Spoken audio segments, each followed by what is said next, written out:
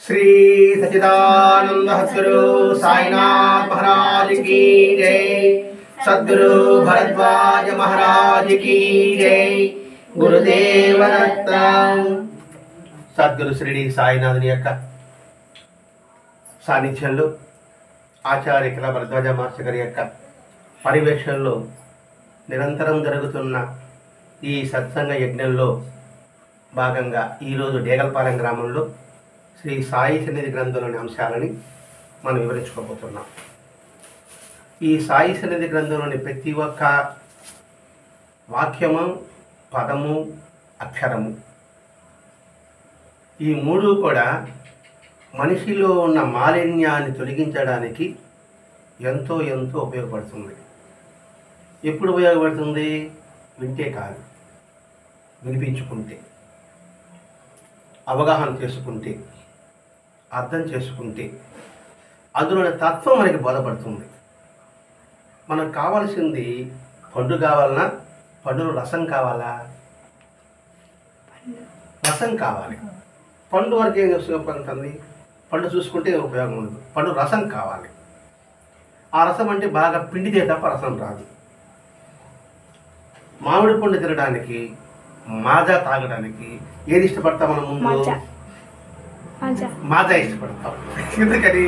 బాగా రసం పిండేసి ఉంటుంది కాబట్టి.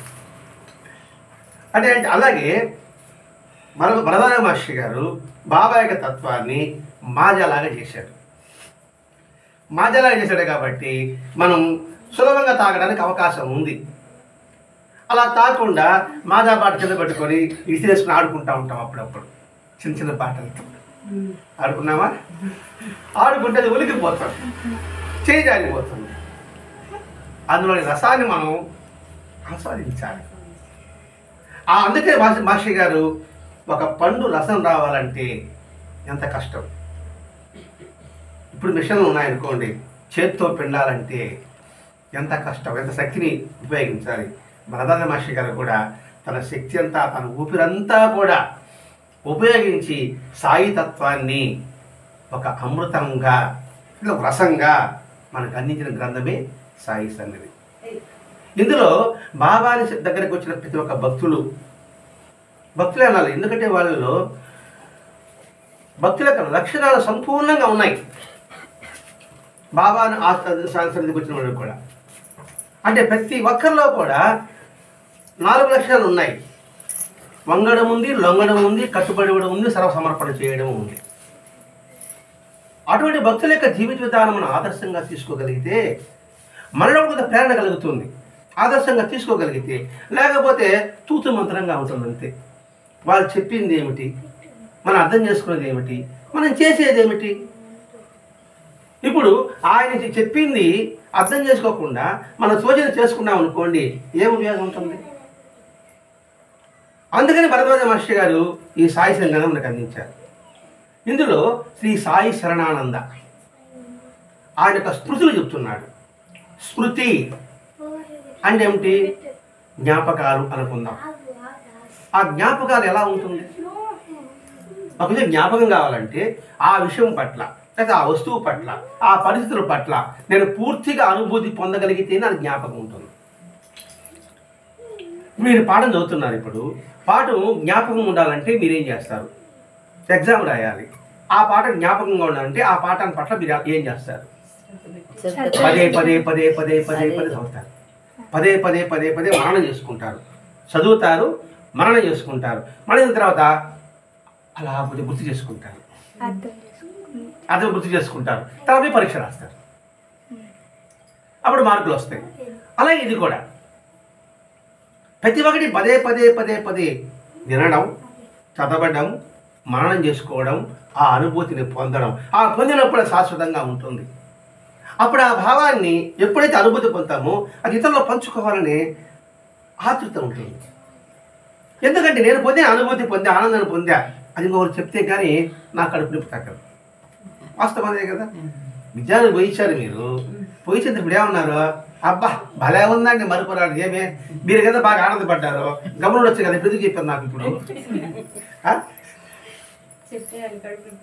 అది మీరు ఆనందం పొందారు విద్యానగర్లో.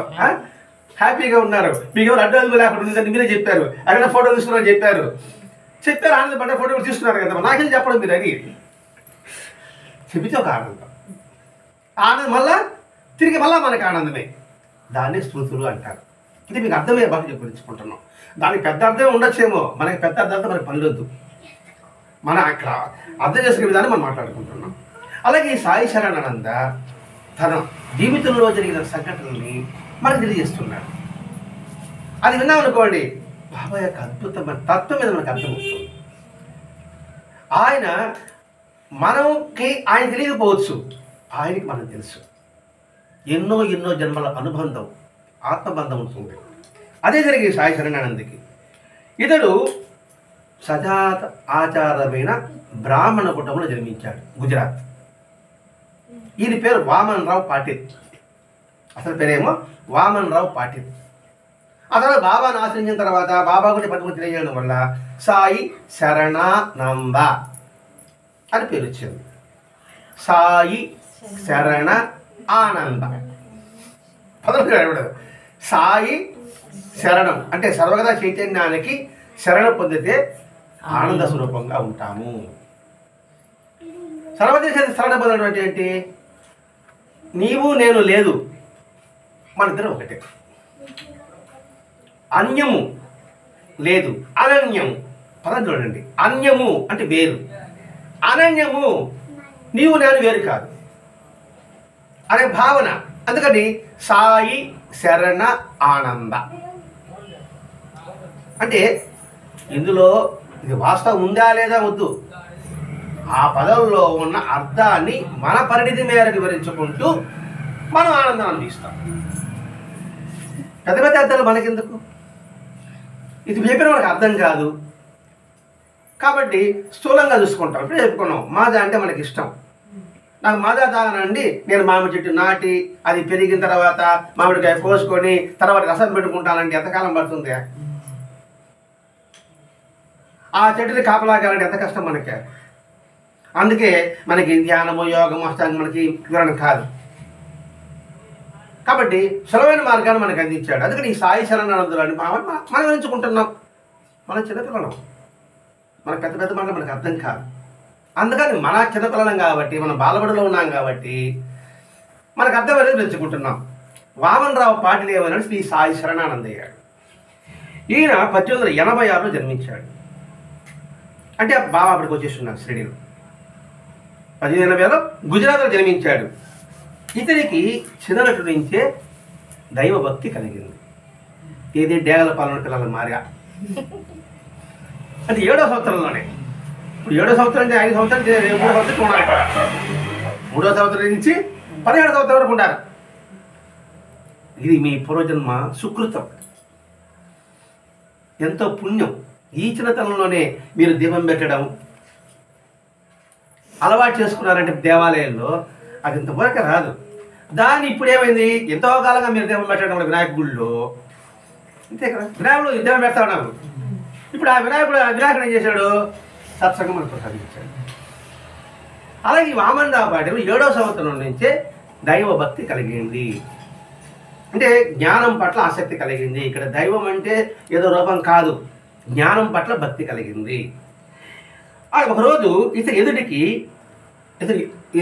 ఈ వామన్ రావు పాటిల్కి అట్లా పోతున్నప్పుడు ఒక మహా తేజస్వరూపైన ఒక యోగి కనిపించాడట. ఏది చిన్నతనంలో ఏదో పలానా పోతాను, గుడికి పోతాను అనుకోండి, నేను చెరువుకి పోతాను అనుకోండి, అలా చూడడానికి అక్కడ ఒక మహా తేజస్సు అయిన ఒక యోగి ఫకీరు కనిపించాడట.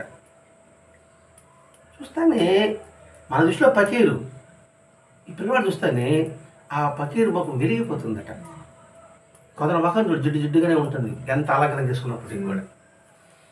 కొందరు ముఖం చూడు ప్రశాంతంగా ఉంటుంది, ఏ అలంకరణ చేసుకోకపోయినప్పటికీ కూడా.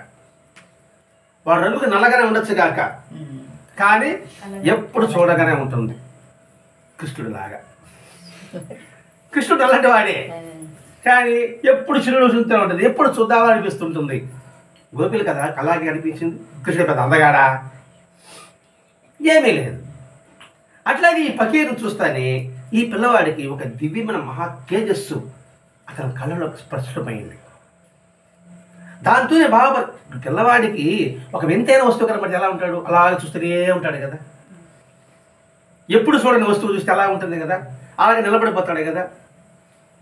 మనం పోతా పోతా ఉన్నాడు రంగులాడు తిరుగుతా ఉంది అనుకోండి, అమ్మ చెవులు వేస్తాం, నాన్న చెవులు వేస్తాం, ఇలా చూస్తూనే ఉంటాం. ఉండమ్మా రారా అంటే కూడా ఉంటామా, చూస్తూనే అనిపిస్తుంటుంది అక్కడ. అంటే ఏమిటి, ఈ చుట్టుపక్కలని ఆ తేజస్సు ఆ రంగులాట్లో మనకు కనిపించినట్టుగా ఈ పిల్లవాడికి ఆ పక్కన చూస్తేనే ఒక దివ్యమైన తేజస్తో మంత్రముగ్ధుడేనట. ఇక్కడ మంత్రముగ్ధుడు అంటే నిరంతరము ముగ్ధుడు అంటే ఏంటి, అందులో ఫీల్ కావడం, అనుభూతి పొందడం. మామూలుగా మంత్రం వేస్తే ఎలా ఉంటాడో అంటే ఆబా చెప్పుకుంటాం. మంత్రం అంటే మరణం అండి. యాక్చువల్గా మంత్రం అంటే మరణం. మంత్రం అంటే ఏదో ఒక నీళ్ళు చెప్తే అలా నిలబడిపోతారే అని చెప్తే అర్థమవుతుంది కదా, అందుకోసం అలా ఈయన అయిపోయాడు. తర్వాత 22వ సంవత్సరంలో అంటే 1886 86 + 7 93 1893లో ఈయన కనిపించాడు. తర్వాత 22వ ఏట 86 + 22 86 ఒక 20 1906 ఒక 1908వ సంవత్సరం అటు పెట్టుకుంటాం. అంటే 22వ ఏట షిరిడీలో అడుగుపెట్టాడు.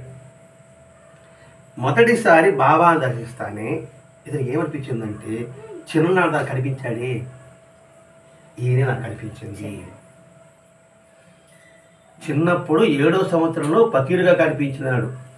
ఇప్పుడు చూసేటప్పటికి బాబాని ఈయనే నాకు కనిపించింది, వేరే వాళ్ళు కాదు, ఈయన నాకు కనిపించాడు. అంటే బాబాకి ఈ వామనరావు పాటిల్కి ఎటువంటి అనుబంధం.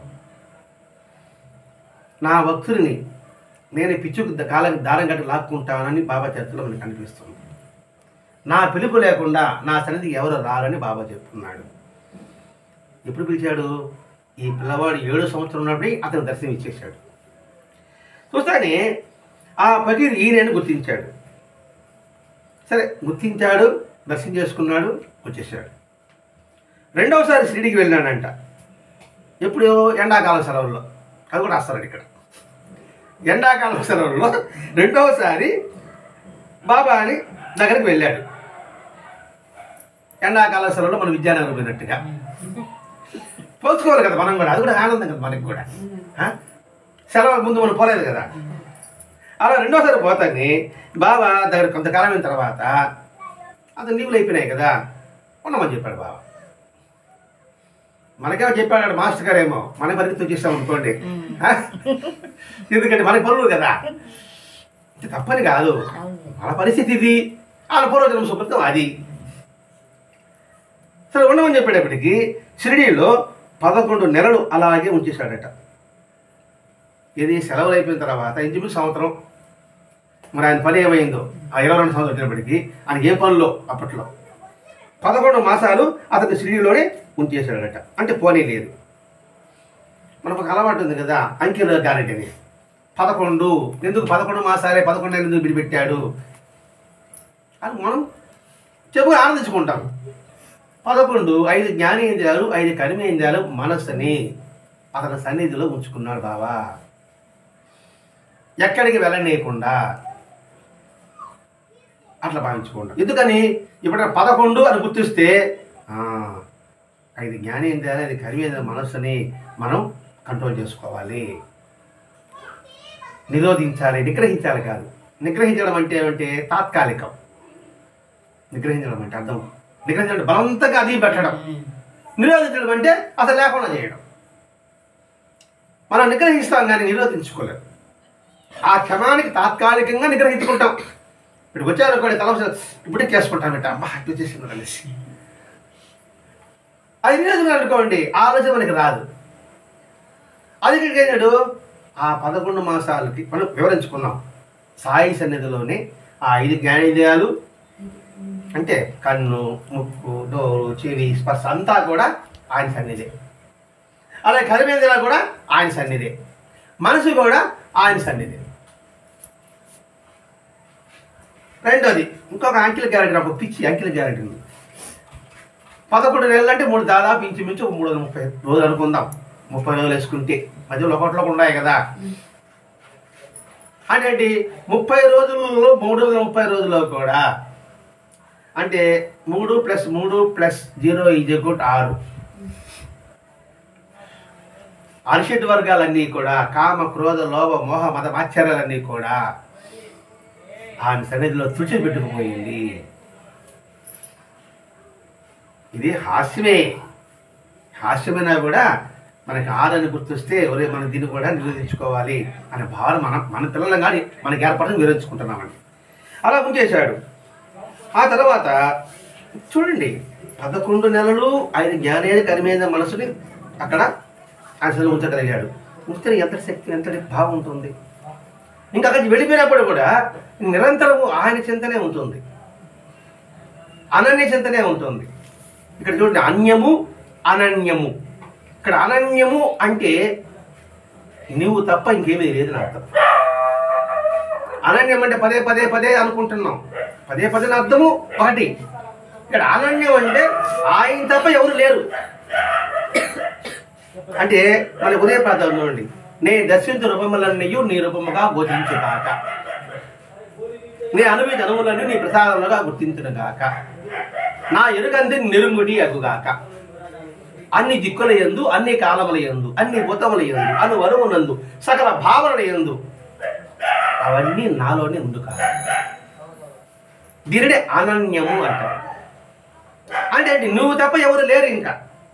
అంటే అందులో నేను భాగం అంతే కదా. నీవు తప్ప అంటే నీలో ఉన్న బ్రహ్మతత్వం, నీలో ఉన్న ఆత్మతత్వం, ఇందులో బ్రహ్మతత్వం, ఇది ఆత్మతత్వం ఉంది. ఇక్కడ వేరు లేదు కదా. ఇంకా ఇక్కడ వేరే పదార్థం వస్తుంది. అదే ఆంజనేయ స్వామి అంటాడు రాముడితో. నువ్వు ఎవరు అడుగుతాడు? ఎవరు? రాముడు ఆంజనేయుడు అడిగితే, దేహంతో చూస్తే నువ్వు రాముడివి, నేను నీ బంటుని. ఆత్మగతం చూస్తే నువ్వు నేను ఒకటే. నీలో ఏ బ్రహ్మతత్వం అయితే నాలో అదే బ్రహ్మతత్వం ఉంది. అది అనన్య.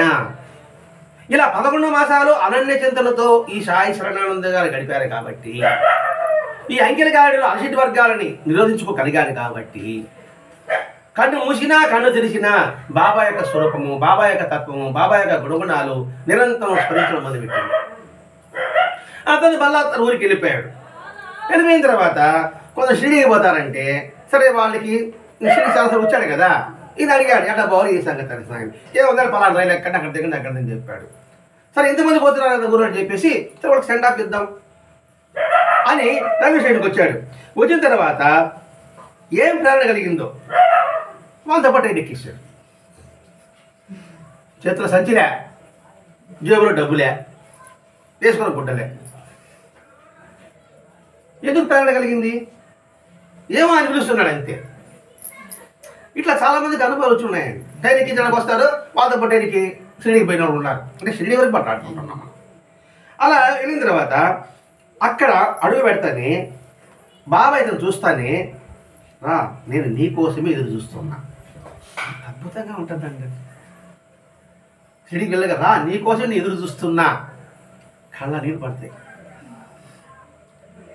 నన్ను వెళ్ళాలని నాకు అనిపించలే, కానీ ఆడికి వచ్చి ఆ స్టేషన్కి వెళ్ళాలని ప్రేరణ కలిగింది. ప్రేరణ కలిగించిన వాడు ఎవడు? బాబా. లేకపోతే నీ కోసం ఎదురు చూస్తున్నానని మిగతా వాళ్ళు తనలేదే. తర్వాత వచ్చారు కదా, వాళ్ళు రసించారు కదా, వాళ్ళని పక్కన పెట్టేసి నేను నీ కోసమే ఎదురు చూస్తున్నా అంటే ఆ మాట, ఆ స్మృతి పదము ఎంత అద్భుతంగా ఉంటుంది అంటే మనము కానీ సాయసరణ అయితే ఎదురుగా బాబా మీకోసం ఎదురు చూస్తున్నాను అని ఆ కళ్ళను చూస్తున్నాను. ఇప్పుడు మనను కూడా ఇక్కడికి వస్తారే, మరి మీకోసం ఎదురు చూస్తాను అంటున్నాడు ఆయన. మనమేమో నేను వచ్చి అనుకుంటున్నాను, నేను రాలేదు, నువ్వు రాలేదనైనా నీకోసం నేను ఎదురు చూస్తున్నాను అంటున్నాడు ఆయన. అంటే భగవంతుడు దేవాలయంలో మన కోసం ఎదురు చూస్తుంటాడు అనే భావన ఉంటే ప్రతి ఒక్క దేవాలయము పవిత్రంగా ఉంచుకోగలుగుతాం. ఏదో అధ్యక్ష అది పెట్టే చేసే మన పాడికి మనం తిరుగుతా ఉన్నాం అనుకోండి, అది ఎంతటి పాపం. అది చాలా దేవాలయం అలాగే ఉందండి. బాబా దేవాలయం కూడా అలాగే ఉంటాం. బ్రహ్మాండంగా దేవాలయం కట్టేసినారు, పెద్ద ప్రభావం పెట్టుకునేసినారు. ఉదయం 10 అయితే గుడి మూసేస్తున్నారు. సాయంకాలం ఎప్పుడు 6 గంటలకు తెలుస్తూ ఉన్నారు. మరి ఆర్డర్ సంగతి ఏంటి? అది ఎంతటి పాపం తెలుసుకోలేకపోతున్నారు. ఇంకెవరు పెట్టమన్నారు అక్కడని అని అడిగాడా? మన కోసం మనం పెట్టుకున్నాం, ఆయన పిలిపించి కూర్చోబెట్టుకున్నాం. మరి ఎంత పవిత్రంగా చూసుకోవాలి ఆయన? ఇదంటే మనం ఇప్పుడు నీ కోసం ఎదురు చూస్తున్నానంటే భగవంతుడు మన కోసం ఎప్పుడు ఎదురు చూస్తూనే ఉంటాడు అని గుర్తుపెట్టుకుంటే అనుక్షణం ప్రతి నిత్యము ప్రతి క్షణము కూడా ఆ భావన హృదయంలో నిలుపుకుంటే ఆనందం. ఇప్పుడు సాక్షి మర్చిపోతాడు అతను. నీ కోసం ఎదురు చూస్తున్నాను అంటే బాబా మన కోసంగా, మన శ్రేయస్సు కోసంగా, మన ఉన్నతి కోసంగా ఎంతగా తపన పడుతున్నాడు. భగవంతుడు ఎప్పుడు తపన పడతాడండి మనం ఉద్ధరించడం కోసమే. అనేక యుగాల్లో ఉండి అనేక అవతారాలు భగవంతుడు ఎత్తాడు. ఎవరి కోసం ఎత్తాడు అవతారాలు? చేప అవతారం ఎవరి కోసం ఎత్తాడు? వరాహ అవతారం ఎవరి కోసం ఎత్తాడు? కూర్మ అవతారం తాబేలు ఎవరి కోసం ఎత్తాడు? నరసింహావతారం ఎవరి కోసం ఎత్తాడు? కృష్ణ అవతారం ఎవరి కోసం? రాముడు అవతారం ఎవరి కోసం? పరశురాముడు అవతారం ఎవరి కోసం? బలరాముడు అవతారం ఎవరి కోసం? బుద్ధ అవతారం ఎవరి కోసం? వామన అవతారం ఎవరి కోసం? ఇవన్నీ ఆలోచిస్తే ఇన్ని అవతారం ఎందుకు దిగొచ్చాడు? మనం ఉద్ధరించాలని, మనం బాగుపడితే ఆయనకు ఆనందం. అప్పుడు ఆయన తపనగా మనం అర్థం చేసుకుంటే మనం ఖచ్చితంగా సంస్కరింపబడతాం. ఆయన తపన అర్థం చేసుకోలేదు కాబట్టి ఆయన చెప్తారా ఉంటారులే అండి, పాడిందే పాట పాసపడ్డ దాతలాగా ఒకే బోరగా బాగుపడు బాగుపడు బాగుపడండి. బాగుపడేది ఎంతకాలం బాగుపడ్డావులే అంటాను నేను, నా పుట్టినాడు అర్థం చేసుకున్నాను. మరి ఇంత కోసం ఆయన చెప్తున్నాడు కదా అని ఆలోచిస్తాను. ఈ ఒక్క వాక్యం చాలు మన కోసం ఎదురు చూస్తున్నాడు అని అంటేనే తనని ఎంతగానో అనుగ్రహించగలిచాడని పొంగిపోయాడు. అంతే కదా. నేను రావడానికి సరే డబ్బు లేదు కానీ రప్పించుకున్నాడు. మరి ఎంతటి అనుగ్రహం. ఇప్పుడు బాబా మంది కదా మనకి రప్పించుకున్నాడంటే ప్రతి వారం అంటే మన మీద అనుకున్నాం. మనంతా రావండి, రావాలని ఏదో ఒక అడ్డా ఉంటుంది. ఆ అడ్డామా మా ప్రారంభం.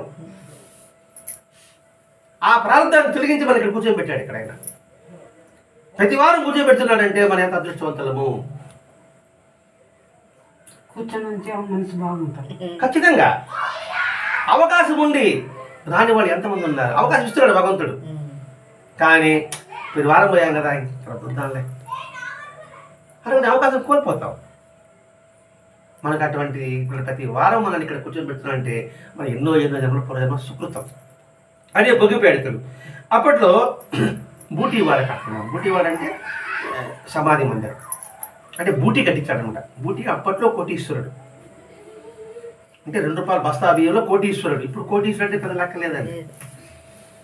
కోటి అంటే పెద్ద లెక్క, కోటి అంటే 100 లక్షలే కదా, ఏ పెద్ద లెక్క. ఇప్పుడు కోటి అంటే 1 లక్ష లెక్క. అప్పట్లో కోటీశ్వరుడు. అతడు బాబా ప్రేరణతో షిరిడీకి రాగలిగాడు. వచ్చిన తర్వాత ఇక్కడే ఉండిపోవాలనిపించినప్పుడు అందుకోసంగా పెద్ద భవంతి కట్టాలనుకున్నాడు. పెద్ద భవంతి అంటే పైన బాల్కనీ మరి రూములు ఉంటుంది, మధ్యలో కృష్ణుడి విగ్రహం పెట్టాలనుకున్నాడు. ఎవరు? బొట్టి. అప్పట్లో అనుమతి బాబా పర్మిషన్ అడిగితే చేయరా అన్నాడు. కృష్ణుడి విగ్రహం పెడతానన్నాడు. నేనే అందులో ఉంటాను అన్నాడు అప్పట్లోనే బాబా. అది అర్థం చేసుకుంటారా? నేనే అందులో ఉంటాను అన్నాడు. సరేలే గుడికి వెళ్తే అని వస్తాడు కాలు పెడతాడు అనుకుంటారు అందరూ. చివరికి ఏమైంది? అదే ఆయన సమాధానం ఉంటుంది. ఏ కృష్ణ విగ్రహం పెట్టాలనుకున్నాడో అక్కడే బాబాని సమాధి చేశాడు. అలా బూటీ వాడు కడతా ఉన్నప్పుడు ఇతడు కట్టాలు కట్లా చూడడానికి పోయినాడట. మామూలు పోతాను కాస్త రిలాక్స్ అయినప్పుడు పోతా ఉంటే ఆ కట్టుబడింది పెద్ద రాయికి అన్నింటి పడింది. ఎవరిని ఇచ్చిన? సాయి శరణాలను ఇచ్చిన రాయి పడతాని పెద్ద రాయి పడి పిల్లకడ పడి ఎట్లా ఉంది చూడ పడిపోయాడు. పడిపోయి చెప్పారు ఎవరు పడిపోయాడు పలానోడు అనేసి. వెంటనే బాబా ఒక మందు పంపాడు. మందు అంటే అది విభూతి ఉంటుంది, అది లే మందు పంపా మందు అన్నాము, ఆ మందే విభూతి. సరే మందే పంపించాలనుకుందాం. ఆ మందు పంపిస్తానే అతను స్పృహ వచ్చింది. అప్పుడు డాక్టర్లు ఎవరు ఉన్నారంట. బాబా ఆ మందు వేస్తేనే అతడికి స్పృహ వచ్చింది. అంటే జీవితంలో తగిన ఎదురు దెబ్బలకి మనం పడిపోతే ఇట్లా అనిపించుకుంటాం. మన పిచ్చి మంది మన మంచి పేరు ఆనందం. లౌకికమైన దెబ్బలు మనకు తగిలితే తగిలి కన్ను మీద అక్కడ మనం మూర్చబడి పగిలబడిపోతే సద్గురు పంపిన మందు, ఇక్కడ మందు అంటే భౌతికంగా కాదు, సద్గురు యొక్క మాట కూడా ఒక మంది. ఆయన చేసి స్పర్శలో వచ్చిన ఏ వస్తువైనా ఒక మంది.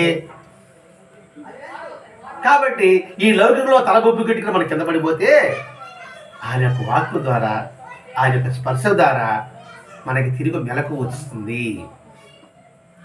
ఇప్పుడు ఆయన మాట ద్వారే మన ఆలోచన కలిగింది కదండి. అంటే పూర్తిగా జ్ఞానం అని మనం చెప్పలేమండి, ఏదో కొద్దో గొప్ప ఆయన యొక్క మాట ద్వారా మనకి స్పృహలోకి వచ్చామా లేదా.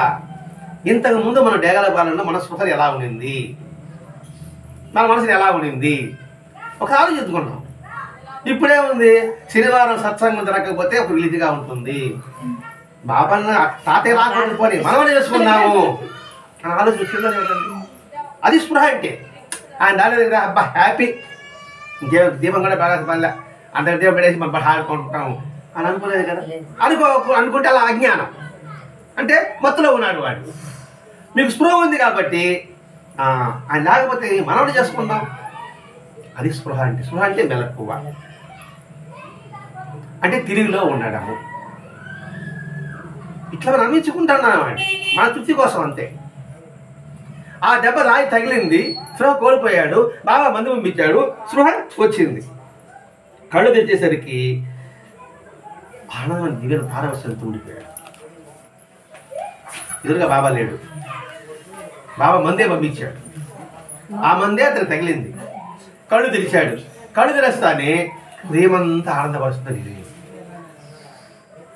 అంటే ఆ మంది ఏం చేసింది, అది విభూతి అనుకుంటాం, లోపల ప్రవేశించింది. లోపల ప్రవేశిస్తానే ఉదయమంతా బాబా నిండి ఉన్నాడు. ఉదయమంతా బాబా ఉన్నటువంటి ఆనందమే కదా, పారవశ్యమే కదా. లోపలంతా ఆనందం ఉన్నప్పుడు ఇంకా లోపల దిగులు లేదు, కపటం లేదు, కళ్ళబొల్లి మాటలు లేవు. లేనప్పుడు ఏముంది, ఆనందంగా ఉంటాం.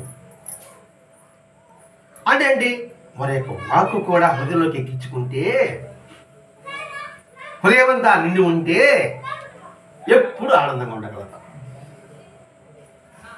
కాబట్టి ఇక్కడ బాబా మందు తగలగానే అతను స్లో వచ్చి ఆనంద పారవశ్యంలో ఉండిపోయాడట. ఉదయమంతా దివ్య పారవశ్యం నిండి ఉందట. అతడు 1953లో సన్నిసించాడు. అంటే ఇక్కడ 53, అదొక 14, 67వ సంవత్సరంలో సన్నిసించాడు. ఇక్కడ సన్నిసించడం అంటే ఇంకా లౌకిక విషయాలు లేకుండా సంచలనం విసర్జించడము అంటే ఏమిటి, లౌకిక సుఖాల పట్ల, లౌకిక కార్యకలాపాల పట్ల దాన్ని విడిచిపెట్టడం. పారమార్థిక తత్వంతో, పారమార్థిక భావంతో నిరంతరం గడపడం. అలా ఈయన సన్యసించి బాబా అప్పుడు ఎప్పుడైతే సన్యాసి పేరు మార్చుకుంటారు మామూలుగా.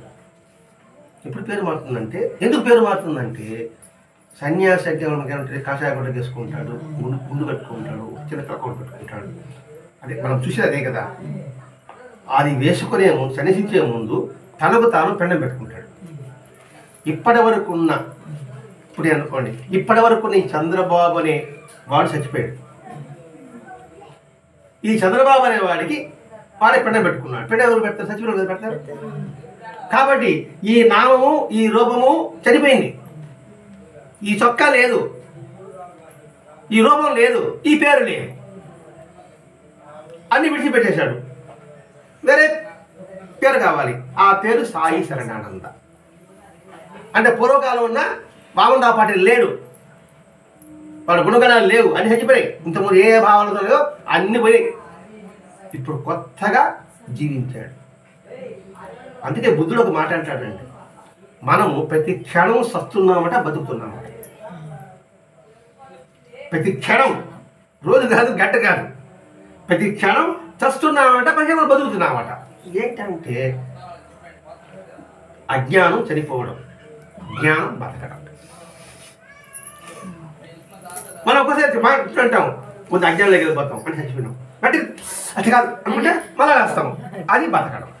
అర్థమైంది కదా మీకు? మరి ఎప్పుడు బతకాలంటే ఎప్పుడు మంచి ఆలోచనతో ఎప్పుడు జీవించడం. అంటే ఎవరు ఏ మాట చెప్పినా ఎందుకు చెప్తున్నాడు, ఆ పదవాడు జరిగేమంటే విచిత్రంగా ఉంటుంది. ప్రత్యేక చట్టం బతకడం ఏంది అసహ్యంగా ఉందంటే భావం పట్టుకోవాలి మనం ఇక్కడ, ఆ భావాన్ని అర్థం చేసుకోవాలి. కాబట్టి మనం జీవిస్తున్నామంటే మనలో సద్భావం ఉంటే మనం జీవించినట్టు, ఆ సద్భావం లేకపోతే మనం చనిపోయినట్టు. మనం జీవించడమా చనిపోవడమా అది ఎవరికి నిర్ణయించుకోవాలి. కాబట్టి ప్రతి నిమిషము మంచి భావాలతో, మంచి ఆలోచనలతో, మంచి నడవడికలతో, మంచి మాటలతో, మంచి చేతలతో ఉంటే నువ్వు చిరంజీవుడివి. చిరంజీవుడు అంటే ఎప్పటికీ ఉంటాడు. వాడు రూపం ఉండదు, వాడు పేరు ఉండదు. పేరు ఉంటుంది, రూపం ఉండదు.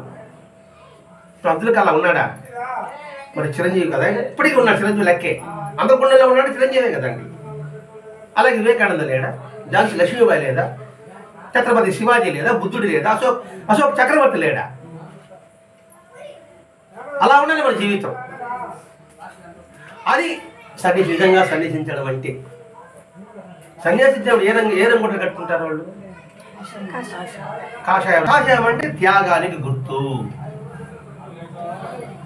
ఇక్కడ త్యాగం అంటే ఏంటి? ఏ త్యాగం చేయాలి? సమయాన్ని త్యాగం చేయాలి, అది కూడా త్యాగమే. ఒక మంచి మాట చెప్పు, నీ పని వదులుకోండి, అది త్యాగమే. అదే సన్యాసించి ఏం చేశాడంటే ఆ గుజరాత్ ప్రాంతం అంతా కూడా నిరంతరము సాయి ప్రచారం చేశాడు. లౌకికమని వదులుకున్నాడు కదా, అది త్యాగమే కదా. అన్ని వదులుకుని వచ్చే త్యాగమే. మనం ఇక్కడికి వచ్చాం కదా, బయట గాలి వదులుకొని చెమటలు ఉంటున్నాం కదా, మన పరిధి త్యాగం. పెద్ద త్యాగం కాదు. బయట గాలి వదిలేసి ఇటుకని ఫ్యాన్ గాలి వదిలేసి ఇటు చెమటలో కూర్చున్నాం కాబట్టి ఏదో చంద్రుడికో నూలు పోగంటారే, అంతే. ఇది పెద్ద త్యాగం అనుకోబాకండి. మళ్ళా ఇది త్యాగం చేసాం అనుకోబాకండి, రాని వాళ్ళందరూ కూడా త్యాగం లేని వాళ్ళు అనుకోబాకండి. ఏదో చంద్రుకో నూలు పోగలాగా పడినట్టు ప్రచారం చేసేవాడు. ఒకసారి ఈయన దీక్షిత్ వాడు ఉన్నప్పుడు హైకోర్టు జడ్జికి మీద సింగానే అతడు సిడీకి వచ్చాడట. సింగానే అని పేరు. ఆ రోజు సాయంత్రం అతని దగ్గర బాబా దగ్గరికి వెళ్ళాడు. అందరితో మాట్లాడుతుంటే సింగానేతో మాత్రం ఎంతో సంతోషంగా అరగంట మాట్లాడి అతడు ఎక్కువగా ప్రసాదం ఇచ్చాడు బాబా. ఎవరు హైకోర్టు జడ్జి వస్తే అతనికి ఎక్కువ ప్రసాదం ఇచ్చాడట. తర్వాత వాళ్ళు ఉన్న రూమ్కి వచ్చేసాడు. వెంటనే మళ్ళీ బాబా దగ్గర తెలివిక వెళ్ళవచ్చు, మళ్ళీ తిరిగి రావడం వల్ల ఉరిగేది ఏముంది అన్నాడు. ఎవరిని? సాయి శరణానంద. నువ్వు వెళ్ళవచ్చు, మళ్ళీ రావడం వల్ల ఉరిగేది ఏముంది నీకు అంటే ఇక్కడ ఏంటి రావద్దని ఎందుకు చెప్తున్నాడు? నువ్వు వచ్చింది వల్ల నీకు ఒరిగేది ఏమి, ఎందుకంటే నువ్వు నిరంతరం అనానిచింతనలో ఉన్నావు. ఎక్కడున్నా నా అనుగ్రహం నీకు ఎప్పుడు ఉంటుంది కాబట్టి నువ్వు ఇప్పుడు ఏం చేస్తున్నావు? ఆ ప్రచారం చేస్తున్నావే అదే చేసుకుంటూ ఉండు. ఆ పనిలో కూడా నేను ఉన్నాను. మళ్ళీ ప్రత్యేకంగా చూడడానికి రావడం ఎందుకు? నేను ఎక్కడ లేను. బాబా అంటే ఈ శరీరం మాత్రమే కాదు బాబా చెప్పాడు కదా, మన ఊరికి అంటుకోవడం ఎందుకు? మళ్ళా అంతటా నీకు అనుభూతి ఎన్నిసార్లు ఇవ్వలేదు కాబట్టి నువ్వు ఇంక వెళ్ళిపో, అడుక్కోసం నువ్వు రావాల్సిన లేదు. అంటే అన్ని రూపాల్లో నేనే ఉన్నా. సాధన పరిపక్వతకు వచ్చావు. ఇప్పుడు ఏ పని చేస్తున్నావో ఆ పని చేసి 10 మందికి ఆదర్శవంతుడిగా నువ్వు జీవించు అని చెప్పడం ఈ ఉద్దేశం. అలా ఒకసారి వెళ్ళిన తర్వాత ఒక దగ్గర అలా పోతున్నప్పుడు విష్ణుభువ గీత సభం అని ఒక వినిపించిందంటే ఇతనికి. అంటే భగవద్గీత అలాగే అనేక గీతలు రాశారు, చాలామంది గీతలు రాశారు. ఉద్ధవ గీత ఏదో చాలా గీతలు, అందులో విష్ణుభువ గీత కూడా ఒక పుస్తకం రాశారు. విష్ణుభువ అని అతడు ఒక పుస్తకం రాశాడు. ఆ పుస్తకాన్ని చదువు అని అతనికి ప్రేరణ కలిగిందట. ఇక్కడ విష్ణువు అంటే అనంతుడు. అనంతుడు అనే తత్వాన్ని నిరంతరము నువ్వు మననం చేసుకో, శ్రవణం చేసుకో అనే భావం కాబోరు అంతే.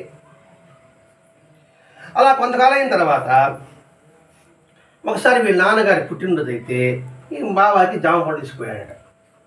బాబా ఏం చేశాడు? అందరికి పనిచేశాడు.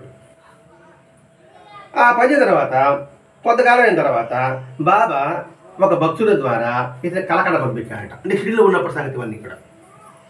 ఎందుకు పంపించాడరా అని అంటే ఇతను కొద్దిసేపట్లో ఇతడు లాయర్ పరీక్ష పాస్ అయ్యాడట. ఎవడు సాయి చరణ్.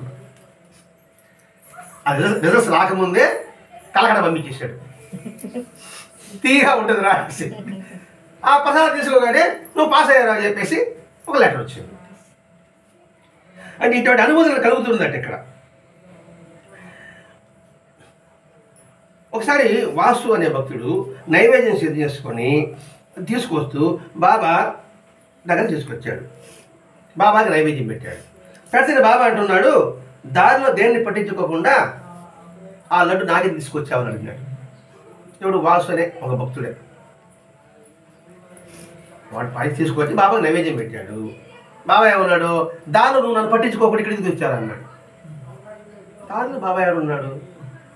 దాన్ని ఎవరు లేదే, బాబా కొడుకు నేను వచ్చాను, బాబా మసీదే ఉన్నాడు. ఎలా ఇతనికి అర్థం కాల. వెంటనే కానీ అర్థం ఏంటంటే రోడ్డు మీదుగా ఇతను లడ్డు కొనుక్కుంటానే అక్కడ వెనకాలనే వచ్చింది. దాని ముఖాన్ని కూడా చూడకుండా, దాని సాయి కూడా చూడకుండా బాబా కూడా సాధించుకొచ్చాడు. అంటే ఇక్కడ బాబా ఏంటి చెప్పడం ఏంటి, నన్ను పట్టించుకోలేదా అంటే ఇక్కడ బాబా చెప్పింది దాని గురించి. మనం కూడా గమనించి ఇది మన జీవితంలో అన్వయించుకుంటూ రావాలి. మనం దేవాలయం వెళ్తున్నప్పుడు దేవాలయం పక్కన పెడదామండి, ఇంట్లో మనం గారెలు చేసాం, బ్రహ్మాండ వాసన, గుడికి వస్తా ఉన్నాం, ఇంట్లో అవి పెడతామా ఒకటి మా అంటది ఉంటే దేవుడికి పెట్టేసి నీ పెడతాను. మరి అవన్నీ తెలియదు కానీ నేను మాత్రం అన్నా, మీరే తను ఉండరులే ఇప్పుడు చేయి మొత్తం తెరవమాక అని అన్నానండి నేను. మీరు కూడా అన్నారా? పరండి నేను ఒప్పుకుంటున్నాను. ఆయన తీసుకుంటాడు, వాళ్ళ ఆయన తీసుకుంటాడు, ఇది వేసుకోవాల్సింది. అందుకే నైవేద్యం అవ్వకపోయినా పిల్లలు అడిగినా ఆ సమయానికి ఎవరైనా భౌతిక భిక్షాదేహం అన్న ఆ రూపంలో భగవంతుడు వస్తున్నాడండి, ఇవ్వడము అలవాటు చేసుకోగలగాలి. నా కొడుకు కూడా చేసినప్పుడు ఒక రోజు నీ కొడుకు కూడా అలా చేసినావా? నువ్వు కూడా ఒకసారి కొట్టి కూడా కొట్టేసినావా? అసలు కొందరు అంతా బకే పడేది, ఇక్కడ వేరు పడే ఊర్లే మన నలగరము ఆ బడే కాబట్టి సంతోషం. కొట్టేసిన పాపం. ఇక బేట అపార్ట్మెంట్ చేయకుండా ఉంటాం. అలా చేసి ఏ ఉపయోగం అంటే మనం గురు చేతులు తీసుకోవాలి.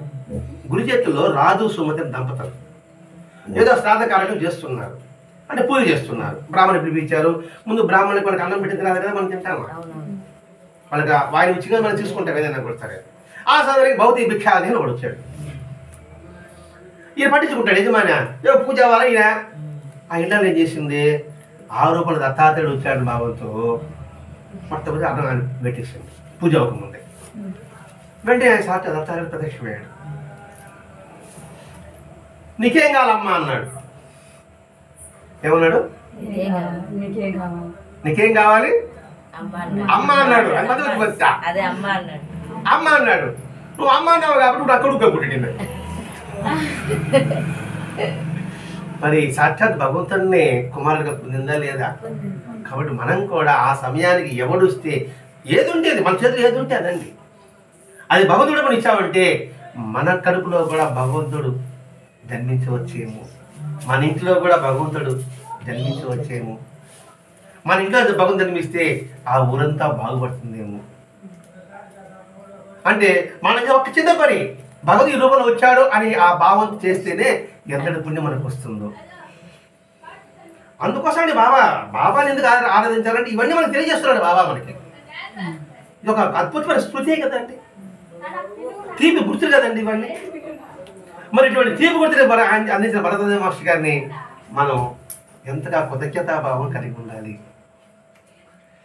ఆయన చెప్పినది చెప్తారు. సత్సంగం అంటే సత్సంగా చెప్పాలని లేదు, వచ్చిన పుస్తకం చదివినామా, నామస్మరణ చేసుకున్నామా, అది అంటే ఆయనకి ఇష్టం చాలు. అధ్యక్షుడు సత్సంగం చెప్పలేడే అని ఎగ్గొట్టకుండా ఇట్లా ప్రతి ఒక్కటి కూడా ఇక్కడ ఈ వామన సంగం చెప్తున్నాడు, సాయి శరణానందరం చెప్తున్నాడు. ఈ సాయి శరణానంద ఖాళీ సమీపంతా రాధాకృష్ణ రాయే ఒక ఆమె ఉంది. అది 2-3 వారాలు జరిగింది. ఆ గొప్ప సాధకురాలు. ఆమె దగ్గర గడిపేవాడు. కొద్ది ఖాళీ ఫోన్ చేశాము, నాకు నిద్రపోరా, నాకు నిద్ర వస్తుంది, నాకు నిద్రపోకుండా ఆమె దగ్గరికి వెళ్ళాడు. ఆమె దగ్గరికి ఏం చేస్తుంది, సాధనలో మంచి చెడు చెప్తుంది. బాబా ఇలా చేసేవాడు, ఇలా చెప్పేవాడు, ఇలా చేసేవాడు. కాబట్టి ఇది ఖాళీ సమయం అంతా కూడా ఈ రాధాకృష్ణ ఆయన దగ్గర గడిపేవాడట. ఆమె ప్రతి మాట కూడా బాబా మాటలాగే ఉంటుంది. అందుకు మంచి వారితో స్నేహం చేయండి, సద్గుణ సాంగత్యం కలిగి ఉండండి, సత్సాంగత్యం చేయండి, ఉండండి, సద్గుణ పఠనం చేసుకోండి అని చెప్పడం పెద్ద. ఇప్పుడు ఆమెతో ఖాళీ సమయం గడపడం వల్ల ఆమె మాట ప్రతి మాట సాయి మాట. మరి సాయి మాట ఆమె మాట ఎలా అవుతుంది అంటే సాయి దగ్గర విన్నది, సాయి దగ్గర చూసినది, సాయి దగ్గర అనుభూతి పొందినవి అవన్నీ ఆయన మాటలే కదా, ఆయన అనుభూతే కదా. అందుకని ఇక్కడ సాయి మాట అని తలచవచ్చని ఆయన రాసుకున్నాడు. అంతేగాని ఆయన చెప్పిన మాట, ఆయన చెప్పిన బాబా చెప్పిన ఒకే మాట అని పదం కాదు ఇక్కడ. ఇక్కడ సాయి మాట అంటే సాయి దగ్గర విన్నవి, సాయి దగ్గర చూచినవి, సాయి దగ్గర అనుభూతి పొందినవి ప్రతి ఒక్కటి కూడా ఈ చెప్పేది. కాబట్టి బాబా ఏం చెప్పాడు, ఆమె ఏం చెప్తుంది అంటే తిరిగి మనం చేసుకున్నట్టుగా ఉంటుందని చెప్పేసి తన డైరీ రాసుకున్నాడు. ఈయన భోజనం చేసేటప్పుడు సాంఖ్య యోగంలో చెప్పే తత్వాలకు సంకేతంగా భోజనాన్ని ఎలా భావించాలో నేర్పిందట ఈయనకి. ఇక్కడ చూడండి ఎంతగా సాధనా పరులలో మనం గుర్తించాలి. ఇక్కడ భోజనం చేసేటప్పుడు సాంఖ్య యోగంలో చెప్పిన విధంగా చెప్పాడ. ఇక్కడ సాంఖ్యము అంటే జ్ఞానము అని అర్థం అండి. ఒక అర్థం ఉంది. సాంఖ్యం అంటే జ్ఞానము, జ్ఞానం అంటే తెలివి, తెలుసుకోవడము. ఆ తెలుసుకోవడం యోగం. అది ఆ భగవద్గీతలో 2వ అధ్యాయం అనుకుంటా, నాకు గుర్తుంటే. ఆ జ్ఞాన యోగంలో గురించి భోజించేటప్పుడు ఎలా ఏ భావంతో భోజనం చేయాలి అంటే జ్ఞానం తెలుపుతుంది అనమాట. మనం భోజించినప్పుడు ఎలా ఏ భావంతో భోజనం చేయాలి అంటే ఏంటి, మన ఆహారం ముందు పెట్టుకుంటానే ఇది పంచభూతాల యొక్క స్వరూపం. ఇది మన ఏమి తయారు చేయలేదు, ఇది ఆయన అనుగ్రహంతో మనకు వచ్చింది. కాబట్టి ఆ భావనతో ఇది భగవంతు ప్రసాదం అనే భావంతో భుజించు. ఈ ఒక్క వాక్యం చాలు మనకి, అంతకన్నా ఎక్కువ మనకు వద్దు, మనకు అర్థం కూడా కాదు. నేను చెప్పలేను, మరి అందుకు చెప్పుకోవాలి కదా, తప్పుకోవాలి కదా. కాబట్టి సాంఖ్యం అంటే జ్ఞానం అనుకున్నాము, జ్ఞానమే ఒక యోగం అనుకున్నాము. ఇక్కడ భోజనం చేసేటప్పుడు ఈ భావంతో భుజించు అనేది జ్ఞానమే కదా. అదే ఉదయ ప్రార్థనలో నేను అనుభవించి అనుభవాలని నీ ప్రధానం గుర్తించును గాక, నేను స్వీకరించే ఆహారం యజ్ఞమై నన్ను సుధుడిని గావించి ఆరోగ్యయుక్తిగా చేయుగాక అనే పదం ఉంటుంది. అంటే మనం తీసుకున్న ఆహారం లోపల యజ్ఞమై నన్ను ఆరోగ్యవతిని ఇచ్చి ఆ భావం తిన్నాం అనుకోండి, విషయం కూడా అమృతం. ఇది భగవత్ ప్రసాదం భావత చేస్తుంటే విషయం కూడా అమృతం అవుతుంది. ఎట్లవుతుందండి విషయం అమృతం అని కూడా మనం ప్రశ్నించుకుంటాం. మీరాబాయి అని ఒక మహాభక్తురాలు, మీరు ఉంటారు పేరు. ఆ మీరాబాయి చాలా అందగత్తె. ఆమెను లోపరుచుకోవాలని వాడు మరిది ప్రయత్నం చేస్తాడు. ఆమె దానికి ఉండదు. చాలా విషయమైన సంబంధాల ఉద్దేశంతో ఆమె రోజు కృష్ణుడికి నైవేద్యం పాలు సమర్పిస్తుంది. ఈ విషయం కలిపి పాలు ఇస్తాడు. కృష్ణుడికి తీసుకుపోతే తాతదే మళ్ళా అనేసి ఆయనకి పెట్టి మన ప్రసాదం తీసుకుంటుంది. వెంటనే ఆమెకేం తెలుసు, పోయి నైవేద్యం పెట్టింది, తాగింది, ఆమె జీవించింది. అంటే విషయం అమృతం అయిందా లేదా? ఆ ప్రసాదం అంటే ఇది నీకు ప్రసాదిస్తున్నా, ప్రతి ఒక్కటి నీ ప్రసాదం, నీ ఇంగిల్ని తీసుకుంటున్నా, నీ ఉచిష్టాన్ని నేను తీసుకుంటున్నా. ఉచిష్టం అంటే అర్థం కాదు, ఇంగిలని చెప్పానండి, అసెంచుగా బాగా ఇంగిలని చెప్పారండి సంగతి. మనకు అర్థం కావడం కూడా చెప్పుకుంటున్నాం. అంటే నీ ఉచిష్టాన్ని నేను తీసుకుంటున్నా అంటే ఇంకేమైందా? మరి మనం తీసుకుంటున్నప్పుడు అది ప్రధానంగా మారిపోవాలి అంతే. అదే ఇది వామన రావు పాటలకి, ఈ సాయి శరణానందకి రాధాకృష్ణ ఆయన చెప్పేది అంతే. ఇప్పుడు ఆమెకైనా ఇది మనం కూడా అన్వించుకోవాలి. మనం ఏం తీసుకున్నా ఇది భగవంతుని యొక్క ఉచిష్టము, ఇది ప్రసాదము, ఆయన మన మీద అనుగ్రహంతో మనకి ఇది ప్రసాదించాడు అనే భావంతో తీసుకోవడం ఒకటి. మనం ఎవరికి ఇచ్చేటప్పుడు కూడా ఆ భావంతో ఇవ్వడం మరొకటి. కాబట్టి అది భగవద్ ప్రసాద భావంతో ఇతర పెట్టినప్పుడు ఈ భావమే, ఇది భగవద్ ప్రసాదం, ఇది లడ్డు కాదు, మురులు కాదు, చిన్నులు కాదు, ఇది ప్రసాదం. మనం పెట్టేటప్పుడు ఇది దీన్ని నైవేద్యం అంటాం, నివేదన చేస్తున్నాం. ఆ భావంతో చేయడం, భగవంతుడా నువ్వు ఇచ్చిన దాన్ని నీకు నివేదన చేస్తున్నా, ఇందులో నాదంటే ఏమీ లేదు. అది ఇచ్చిన తర్వాత దాని సొంతం. అది చీమలు తింటాయో, యోగలు దోమలు తింటాయో, లేదా దాని కొడుకు పారేస్తాడో మనకు సంబంధం ఉండదు అనే భావనతో నివేదన చేయడం, ప్రసాదం ఆయన ఉచిష్టాలు స్వీకరించడం, తీసుకోవడం, ఇది ఆయనకి నేర్పింది కాబోదు. అందుకని తన విరామ సమయం అంతా కూడా ఇలాంటి సద్భక్తుల సాంగత్యంలోనే ఈయన గడిపేవాడు. నిరంతరం ఆమె భావానామం జపిస్తూ ఉండేది. ఇంకా ఆమె జపిస్తుంటేప్పుడు మనం పక్కన మనం జపిస్తూనే ఉంటాం. అందుకని నిరంతరము సత్సాంగత్యము, సజ్జనులతో సాంగత్యము మనం ఎప్పుడు ఉంచుకోవాల్సిందే. ఇట్లా ప్రతి ఒక్క విషయంలో కూడా ఈ సాయి శరణానంద తన స్మృతులని ఇలా మనతో పంచుకుంటున్నాడు. మరి ఆయన యొక్క స్మృతుల్ని, ఆయన యొక్క అనుభూతిని, ఆయన అనుభవాలని మనం ఒక్కసారి మళ్ళా మనం వెనక్కి చూసుకుంటే బాబా యొక్క దర్శనం చిన్నప్పుడే ఆయన కలిగింది. రెండవది, చిన్నప్పుడు ఏ రూపాన్ని చూశాడో షిరిడీకి వస్తానే అదే రూపం అక్కడ ద్వారకామాయిలో ఉంది. మూడవది, అతనికి వెళ్ళాలని ప్రేరణ లేకపోయినా బాబా ప్రేరణ కలిగించి షిరిడీకి రప్పించుకొని నీకోసం ఎదురు చూస్తున్నాను.